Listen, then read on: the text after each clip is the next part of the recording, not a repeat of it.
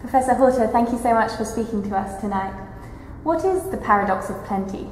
The paradox of plenty basically has shown evidence that countries that are wealthy in natural resources often perform worse than countries that have no such resources.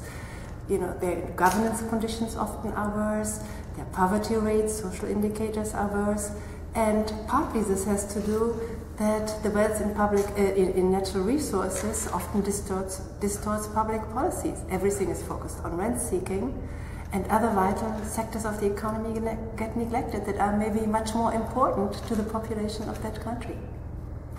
And which factors should condition investment in extractive industries by organizations such as the World Bank? Well, there have been many studies commissioned by the World Bank and also by its own internal evaluation department that lay out under which circumstances investments in extractive industries can actually make a difference to poor people's lives and to promoting sustainable development. And all those conditions have to do with, you know, proper governance.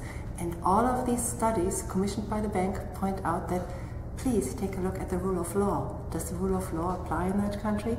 Are there basic protections to human rights? Are there labor laws in place? All these things matter. Also, if there is enough, you know, capacity to deal with, you know, environmental and social impacts of such projects, all these matter. What role should civil society play in the planning and the implementation of projects like the Chad-Cameroon pipeline? It is vital that civil society play a huge role from the very beginning in the design of the project, and then throughout its implementation, and also in the monitoring and supervision of how it gets implemented.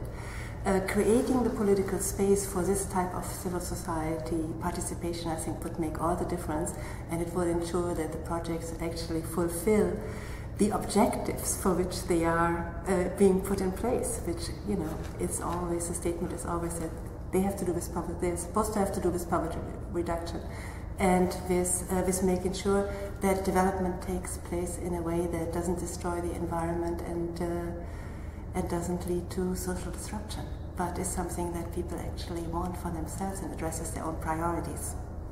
Thank you so much. Welcome. Thank you.